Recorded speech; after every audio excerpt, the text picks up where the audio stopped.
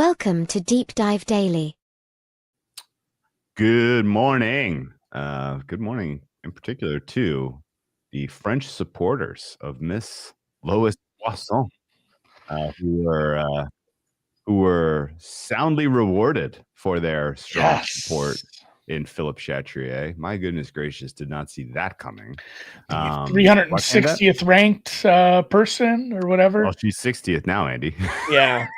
It's funny what that does. Yeah. This is the most points she's ever had. Probably, if anyone doesn't know how tennis points work, it's cyclical. So you keep your points for the last 12 months rolling. So if you gained 1,000 points this week, last year, and you didn't do as well, then your ranking starts to slide down. So I'm guessing the amount of points she earned by beating Mira Andreeva is more than she's ever had collectively at one point in her career as far as tennis rankings going. Good for her, because she's going to make a boatload of money, and it's cool. It's a cool story, but she's French, so that makes it way cooler, right? Like, it's, I guess, it's everybody. I mean, you've seen U.S. Open crowds or Australian Open crowds get behind some underdog, some Cinderella story, but when it's from, a local, I'm not saying she's from Paris, but when it's someone from that country, makes it 10 times cooler. So this is a fun run. I mean, she has no chance to win it. There's absolute fucking roadblocks. I don't know, man. Let's break down the match a little bit here. So I'm conflicted in a bunch of ways. Obviously, like, my biggest stake in the women's side is Kokokov. So this was a windfall. Was it? Oh, wait. Now I'm not 50-50. Now I'm 95, 90, 92, 95. Against the Frenchwoman with playing with house money. Oh, Frenchman, well, slip of the tongue there, buddy. She's a very, very physically robusto. Jesus Christ, her arms she is vascular. Yes, she is. She has some serious she does arms every day. Yeah. Anyway, the actual match for the girls. The actual match itself was fascinating because until Mira had the meltdown and hit the ball in the crowd and yelled at the ump and just literally had a freaking 18-year-old temper tantrum. She's young, yeah. It's until that point, the match was very much on her racket. It was like, she was capable of producing the better shots and she was dictating points in general, and she was going for small, narrow margins for some reason. Like, I feel like if she had just hit junk back at Lois, then she probably Lois would eventually have made a mistake, but instead she was going power and Lois could get it back into play. And I gotta say, like, hat tip to Poisson. Her return depth was outstanding. There were a lot of very good serves from Andreeva that Lois got onto the baseline practically. And then she was varying her depth, I thought, extremely well to kind of keep Andreeva from being comfortable on the baseline. And then she had these weird little, like, multi-points in a row where she had these pops of insane quality, where it was just like, where did that come from? What was that? How did she do that? Like, it was just like, just absolute, rocket launching winners out of nowhere. And it was like, well, this is just going to happen. Ironically, my main way into the match would have been staking at Bookmaker, and I would have been staking live aggressively on Andreeva, because after she went down 6-7 in the first, that's like my favorite time to bet a heavy favorite like this, because the algorithms completely break, right? If you win a tiebreak at that point and you're a huge favorite in a match, then you're up one game, right? If you lose that tiebreak, you're down one game, right?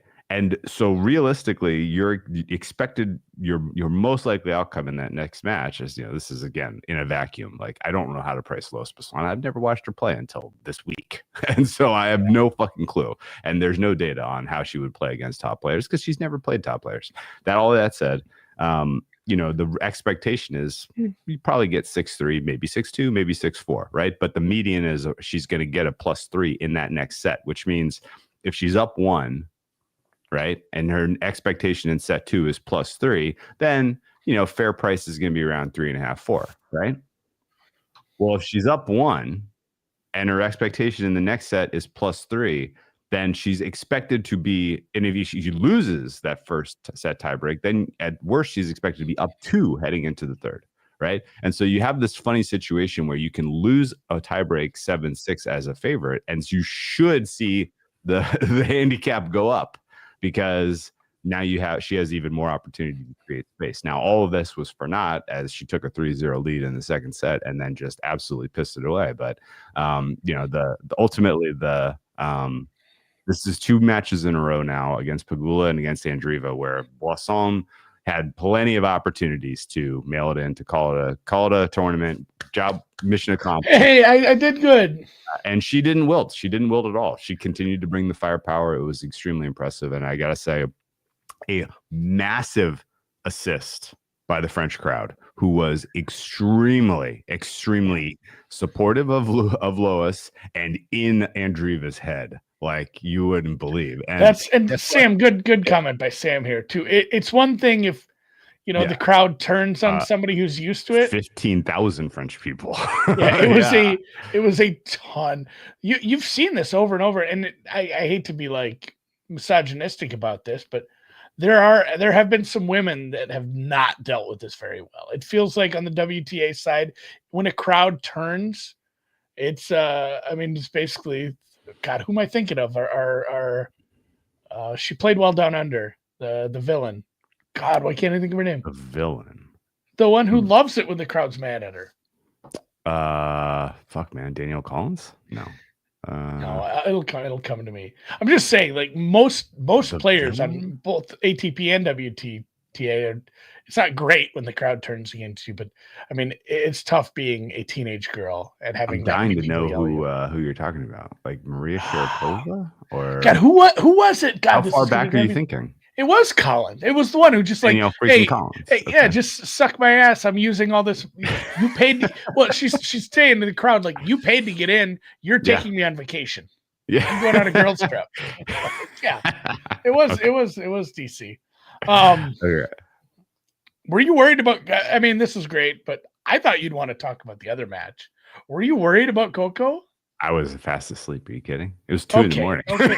Oh, I completely slept. I haven't seen it yet. I haven't seen it yet. How incredibly early things are for you, because you're even further west. No, I just got caught up. I caught up with it this morning, and I saw the 2-1 scoreline, and I'm like, oh, she lost the tiebreak, and then it was a bit of a, close.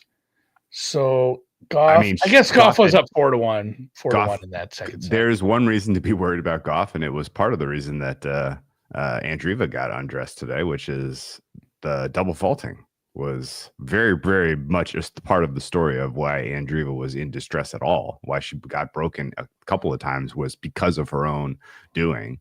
And Goff had 10 double faults today. Fucking you. Like that is, I haven't watched the match yet. I got to go back and just see where they are sequence wise. Was it nerves? Was she going for it? Like what the hell happened there? But that is pretty bad. And her second serve points won 34% is also miserable. So there's certainly reason to be nervous that Coco Gauff can get across the finish line. I think she beats Boisson. I'm going to bet that over, because she's going to really. She's going to have some bad service games because of the crowd. I think about it too. Like, I get so mad. I've blocked people or muted them on Twitter when they're cheering against a golfer I've bet on. They're in your head. There's like 2 kinds of cheering. There's like, oh, that person did something amazing, and you cheered for your player. Ooh. But it's a whole different feeling when, and we've experienced this in golf too. I remember this during the 19 Masters, when it was Finau or Molinari went in the water, and like the patrons went nuts because they were cheering for Tiger. Like that's a different kind of cheering. When Boisson hits a forehand winner and they cheer, that's one thing. When you double fault into the fucking net and they cheer, that is a whole different kind of mind fuck.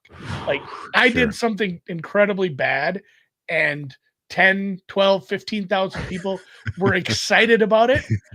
And if I do it again, they will be excited about it again. Like I'm Yeah. melting at them. I couldn't handle that sort of shit. I got to tell you, one of the factors today. Coco's gonna struggle a little. One of the factors today, without a question in my mind, one of the factors today was that the roof was closed. Right? Like 15,000 people with an open roof. Okay. 15,000 people cheering your double fault with a closed roof. That is nasty to try to deal with that, especially if you're 18. Now, I really don't find Coco to be the type of player that really doesn't have it mentally. I think she's fine. More so than Andreeva, but it's more so than Andreeva, yeah. And we obviously we'll see. Like I feel like the best path for Coco at this point. And by the way, I make Coco 35% chance to win the title right now. That's my number, 35. And if she wins this match, it goes up a tick, maybe 40, but not much. And I think she's cleanly going. I think she will win this match. And I'm very hopeful that the other match, Andy, goes 3.5 hours because that's the only way Coco's winning this title. Barn burner. Just an absolute war. Right, 7-6, 6-7, 7-6, 3.5 hour marathon, and whoever comes through has legs that are just full jello. Like can't get out of bed the next morning, straight to the ice tub. That's my hope. I mean, that's my hope. We'll see. I've left women like that. Anyway, Sabalenka Iga tomorrow. Let's talk about that real quickly. I do have price. I think it's a good price. I think it's a good price now. I think it opened incorrectly. It should have opened small favorite Sabalenka. I'm into her at plus 108, which I think must have been the high point at Bookmaker, which I'm excited about being there. Minus 127 right now at Pinnacle for Sabalenka. That's freaking close. I'm like right at minus 130 for this one. So we found the fair. But like even more than that, you know what doesn't make sense to me necessarily? Over 2.5 sets being plus money. The margin is so small here. Either of these women winning in straights would be a surprise. I will say I went back and watched the tape of Iga's match coming through Svitolina, and I wasn't as impressed as I was expecting looking at the data there. That to me read more as a Svitolina was just completely out of gas than it did that Iga took something away from that Rybakina comeback, that she's now on a mission, heart of a champion, blah blah blah. Like, no, she's still champion. There's still some weaknesses there that can be taken advantage of. And I thought Sabalenka, I thought she raised her level nicely against Anna Samova, and then it was a tougher test than I expected against Zheng Xinwen. So Sabalenka to me feels like a sharpened spear, which should be able to get her home in 3. And I like Sabalenka 2-1, and the correct score line, by the way, which is plus 317, which is kind of fun. That's fun. I probably will stay away from that one. I'm fine. Yeah, I'm with Brad. I'm not feeling it against the not feeling it for Iga against the best of the best right now. Man, Brad is all about les boissons. Good luck, Brad. Like, this would be unprecedented for a player like Boisson to win the title here. I mean, you said this, some of these spots where she raises her level and plays that well, and if she can do that, she can do that again. The most absolutely impossibly ridiculous outcome we've had in women's tennis in the last 10 years was last year's Wimbledon final, which was a critique of a Paolini final. That pre-tournament, that matchup was something like 20,000 to 1 to be the final. Boisson winning would be longer than 20,000 to 1 in terms of what her fair odds were. French wildcard, who's the highest ranked player she'd ever played, was 60th in the world. She's on a 10 match win. She hasn't lost since April, Drew. So 10 match winning streak. I don't care if 5 of those were at a W75. or whatever you call it. Lois Boisson. Yeah, What is a so- W75? I don't it even. was a Yeah, W75. it was a It's W75. Yeah. W75, I believe, is like a 125 on the men's side. Beating Jessica Ponchette and Jessica Pagula, same difference, right? And Julie Belgraver, she went through Gabby Andrea Knutson. She went through Alice Rame. She went through Tatiana Prozorova, who is, Prozorova's ranked inside the top 200. She got Prozorova in straight So sets. here's the best part. So we talk about her rank going up to 60th. Before Saint Gaudin, which is the tournament she won heading into the French Open, she was ranked 513th. Yeah. Yeah. Absolutely insane. I'd made a bet on the men's side. Uh-huh. Good job, Bublik, getting a game there. He's not going to get bageled here. Congrats. I don't think the comeback is imminent. Boo, or are you saying Bublik? I can't tell. Saying Boo Earns. I made a same game parlay, which I don't often do because I don't have legal books for the most part. But our friends at Bet Online have it for some of it. And once in a while, I will bet Joker to win the match and there to be over 3.5 sets. Ooh, that's fun. Plus that's fun. 165, something like that. Just get us to Sinner Alcaraz on the men's. I'm so ready for it. After seeing Alcaraz finally shed some of the sloppy play that he's had this tournament yesterday and literally just fucking take Tommy Paul apart like it was, like it was a warm up. That was incredible. Tommy Paul didn't have a good day. He didn't have a good day, but I don't even really blame Tommy. Alcaraz was fucking awesome, and Sinner he's these last couple matches has been fucking awesome. No, it's been those two guys on a collision course. Whew. That clear your calendar Sunday, ladies and gentlemen. That fucker is going to bang. Although I don't know who could we talk about this with Iga Sabalenka wearing each other out a little, playing for 3.5-4 hours. Joker, let's throw all three in because it's a coin toss. I can't just assume my bet wins. Mm-hmm. Joker, I don't want to say no. Joker, Zverev doesn't count. All right, who's the better wearer downer in the matchups? Djokovic, Joker or Musetti? That's what I'm saying. Like Djokovic winning and then grinding 4 or 5 sets against Sinner. I think that makes a better final. Sinner comes through 3-1. Alcaraz comes through 3-0. The Alcaraz Musetti head to head is lopsided in favor of Mr. Alcaraz. I know, but Musetti isn't on the same timeline as Alcaraz. I think he's older. No, well, I don't think age matters. Oh, we don't start timelines based on here's what day we start playing. Oh, the first time these guys played each other, they were both qualifiers, I think. Really? I thought Musetti hasn't. Alcaraz was good immediately. Like he was just like, oh, here, this kid's here. He's going to win a tournament this year. So here's some interesting notes on the Alcaraz Musetti head-to-head. Considering that both of these guys are in their 20s, it's kind of insane that there is as much of a head-to-head history as there is. They have played 7 times, Andy. Their first was at the Trieste. Can you name the country? Trieste? Trieste, spell it. Trieste.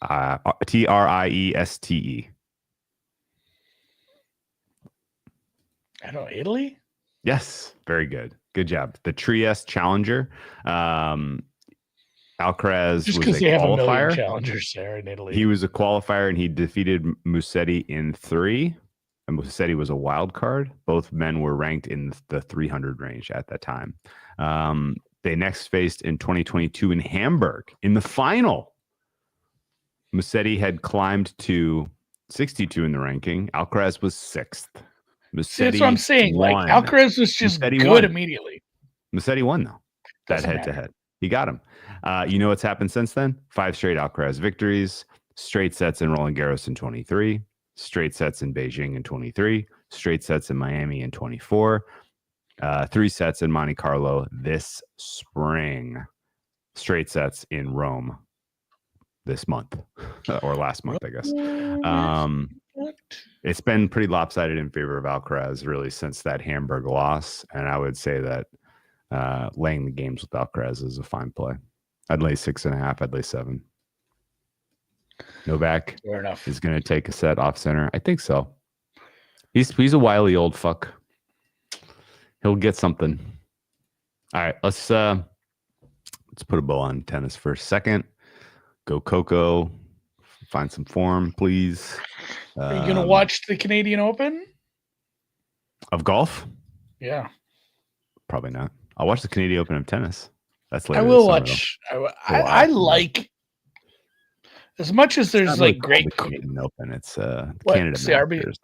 It's the RBC Canadian Open. Yeah, RBC. Yeah, anyway. Yeah. They used to be called the Rogers Cup and the Coupe Roger. The Coupe Roger. Yes. They would alternate the men and women between Montreal and Toronto. Yeah. Anyway. Well, I mean, that's why I'm watching. I'm not like super excited about this field or this tournament in general. Well, I enjoy these tournaments that move around. It's like, hey, it's another course. Like, I didn't care for St. George's. I don't care for all the stops, but it's nice to see, hey, here's a new course. Here's a fun new course. And I love it. It's TPC Toronto. It is an hour from like city center. Really? Like, it is so far into the suburbs. Toronto's a big city. It is a really, you know what they call it? It's GTA. A sprawling metropolis. The GTA. The Greater Toronto Area? Yeah. That's what Kelly always calls it. I'm like, GTA. What the fuck are you talking about, GTA? The Grand Theft. No, real it's quick, a long all eyes are on Canada. Who did you play, by the way, in the Canadian Open? Rory. Okay. All eyes are on Canada as we kick off the Stanley Cup. We dropped the puck in the Stanley Cup tonight, Andy. Final thoughts on Edmonton. Who are you cheering for? Edmonton. I'm not. Really? Yeah. I'm fucking pissed at Canada. Hit me. After I just said nice things about them. God, maybe I'm not watching the golf. I have horrible, like Los Angeles in the 90s level air quality right now, thanks to those wildfires. Chuckle fucks. Yeah. Oh, honestly, syrup drinkers aren't putting out their wildfires. I know, like there's a lot of people that are going at Pizzola right now about this whole poker scam thing that somebody ran because he decided to get involved and like give opinions on that. What? So I wanted to like pile on him. Like, I heard the wildfires started from Pizzola's pants because they're on fire. Oh, because he's lying. I don't know what's going on. I have no idea what you're talking about. I would give Pizzola the benefit of the doubt. For sure. Times out of 100, though. So. I do like riding his ass, though. No, the poker thing we'll touch on a different day. I'll give you the 2-second update on that. It's the stupidest. It's the worst timing, and I think it ties into the Stanley Cup because we've had no basketball, we've had no hockey. There's been this huge gap, and then people are scamming in poker. Crazy. Yeah, essentially, it looks like there's a chance, allegedly, a couple of players colluded in poker and then took a bunch of money from somebody else. So and people are like, so everyone's in on it, like, oh, we got to dig into the hand history and we got to look into this and like, in poker. There's no cheating in poker, Andy. This is unbelievable. I don't want any.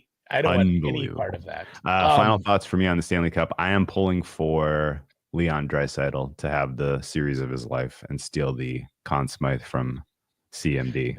I don't think he can. Is it CMD or CAM? I say CAM.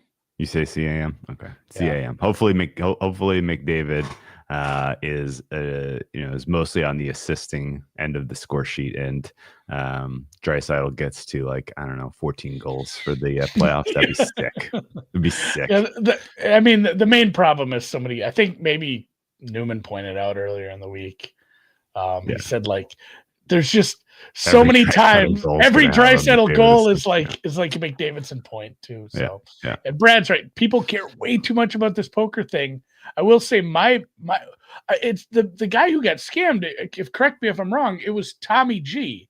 Does anyone from old school Twitter not remember Tommy G? What he went when he went away, he got face first into every conspiracy theory in the world. So For sure. that is the He final was word like for me. way into Pizzagate. Yeah. So that's the final word for me on the poker scandal. If you are the most skeptical wasn't he person, like way like, into like Tom all Hanks had COVID or all of the eating the conspiracy theories. babies and Every one of them. pituitary stuff. It got I ended very up on a weird. spaces with him like a It few got months ago. very weird. He brought up a conspiracy theory. If you are the conspiracy theory guy that's the skeptic, you're the last person that should get scammed in a poker game. Like you should be more skeptical, right? That's my only opinion. I feel bad if somebody fucks somebody. That's never good. Don't do that. Don't give people on the internet your money. That's actually that's the lesson learned here. That's If the you're lesson. giving Don't people give on the people internet money, then you're already at fault. It's all kind of on you. Go Panthers. Yeah. Yeah. Actually, truthfully, I just want a long series. I'm not that mad at Canada. At this point, you guys do it every summer. You fuck up my air. I wake up, I'm like, is it foggy? Oh no, Canada's on fire again. I always forget. It's so hazy out. It's awful. I'm gonna try to go for a walk. I'm gonna have to wear an N95, you guys. Well, the Canadian curse for the Stanley Cup is finally ending this year, in my opinion. I think the Edmonton Oilers are the right side. So I know nothing about hockey though. I'm just a casual. If anybody has some series long props or something you like, drop them in the comments or hit us up on Twitter. I wouldn't mind having something to root for. I don't have, Yeah. A couple of other news and notes. We are going to save some Belmont talk for Fuck Around Friday. We will also obviously comment on the women's final for the French Open on Friday. Any NFL news that you think is worth reflecting on before we wrap the show, Andy? Not really. I'm starting to dig in. There was one injury. Are you ready to play? Donald Parham tore his ACL. We had our first injury of the year. Parham. Yeah, it's he plays for. So no Parham first touchdown bets this year. Yeah, Ragnow retired. Yeah. That's a big one. Yeah. I kind of almost immediately wanted to go Lions miss the playoffs after I read that. He matters to me. I know, but it's still that roster's still pretty decent. Yeah, but you can get some pressure on Goff up the middle now. And you got some big bodies in that division who are going to be able to do that. And if it was like a C- offensive line that lost Frank Ragnow, that's one thing, but it's an A+ offensive line that's now like it's still a B. You were way ahead of the Lions sell. No, I'm just saying we can't.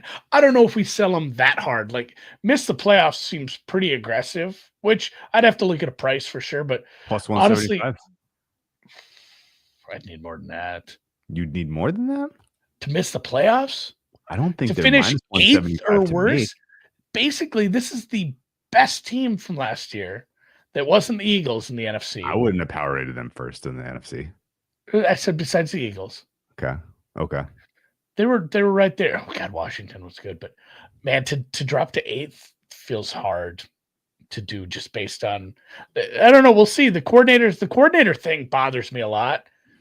I almost feel like I was anti Dan Campbell at first because he was just such a spaz, but now he's grown on me enough where I would be like a little hurt inside if the Lions just suck this year and then like, oh no, Dan Campbell's a bad coach. Like it was all the coordinators. If we find out like it was all coordinators, I'm going to be sad. It's going to be though. What's that? It's not going to be, oh, Dan Campbell's a bad coach. It's going to be, yeah, Goff is a bad quarterback. Goff is bad. Yeah, he'll take the brunt of it. It is not. I've already kind of gotten into my quarterback rankings a little bit. It is not hard to find reasons to kind of put him in like the low team, like the high, I guess the high teens, but I mean like kind of below the 50th percentile. You know what the craziest thing is though? Hit me. He's probably the most successful quarterback the Lions have ever had in their franchise. Unless you want to be like Bobby Lane. Stafford won a Super Bowl. Yeah, Matt Stafford didn't win a Super Bowl in Detroit. So he won more playoff games, didn't he? That doesn't count. I'm talking about a team playing for the Lions, your Lions career. Jared Goff ever won a playoff game with the Lions? I think you won one, maybe. Maybe one. Yeah. Jared Goff is the best quarterback that they've ever had as far as success. Okay. I will say I don't hate Vikings futures. Especially I've seen some clips of JJ playing. Kid looks crisp. He looks sharp, and if you can take an absolute stink ass like Sam Darnold and turn him into a top 10 quarterback for 75-80% of the year, I think you can take a nice young prospect like this and turn him into something good. So coordinators matter, coaches matter. Okay. The Fonz says the Lions did not win a playoff game with Stafford. 0-3. That's actually kind of checks out. Oh yeah, they had that streak since like Barry Sanders. And then they did win some playoff games with Goff, so he is their most playoff accomplished quarterback of the franchise in recent history, at least. All right. Well, I'll say this: the Goff, there's a long tail to Goff being not good with Ben Johnson being gone. That's my read on the Lions. And I don't want to be like a party pooper, but the NFC North is fucking crowded. Their schedule is very, very tough, and somebody's got to take a step backwards. So they seem like the very obvious candidate. Who is the Lions head offensive coordinator? Was this guy who was like the quarterback's coach last year? Sure. Forget his name. John Morton. John Morton. That sounds familiar. He looks like Campbell. The first article is like, Goff says, on working with the new OC, it's a fun challenge. That's just a backhanded way of saying I miss Ben Johnson it's already. A challenge. So John Morton was actually not. He was from outside the Lions. He was a Denver system. He was the Denver passing game coordinator, and before that, he was a senior assistant at the Lions, and a senior assistant at the Raiders, and a senior assistant at the Jets, and a wide receivers coach for the Saints, and a wide receivers coach for the Niners, and the USC offensive coordinator back in 2010. So he has not called plays presumably since 2010 in college. Oh no, sorry, he was the offensive coordinator 1 year for the Jets in 2017, so he might have called plays then. Oh, good. Was it funny? 2017 Jets. So 2017 good. Jets. I mean, they went 5-11, Andy. They were fourth in the AFC East. They Todd Bowles. That was a Todd Bowles season. Todd Bowles. They were 24th out of 32 offense in the NFL. Well, let's two quarterbacks started games that year. Final trivia question to close it out. Two quarterbacks started. For which team? For the Jets in 2017. Oh my God. The 2017 Jets had two quarterbacks start. One started 13 games, one started 3. I don't think I could name either of them. Name either. Yeah. I don't think I can name either of them. 2017, huh? 2017 Jets? Yes. One is currently a coach for the Minnesota Vikings. Ryan Fitzpatrick. One is a Vikings coach. No. Geno Smith. No. One is a coach in the NFC North. Not a head coach. Kevin O'Connell? No. Not a head coach? No. Right team. McCown? Luke McCown. Josh McCown. McCown. I'll give you partial credit. McCown started 13 games. Your other one was So he was plan A? Was McCown? We're going with McCown? Yeah. No wonder they sucked. The other one was Bryce Petty. Got 3 games. Oof. Baylor legend. Yeah. Bryce Petty. My goodness. Your leading receiver was Robbie Chosen, who was not named Robbie Chosen at that time. He was not chosen, right? He was not yet chosen.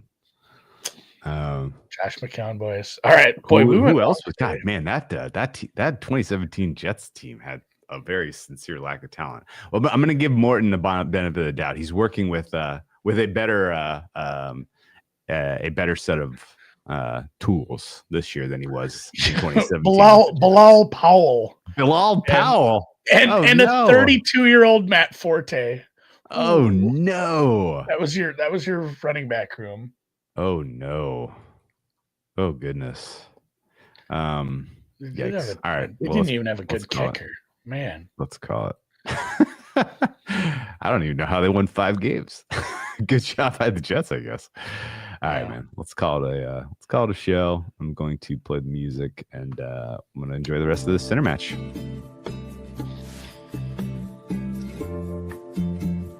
We don't need to make this longer than it has to be. I'm going to watch the afternoon one.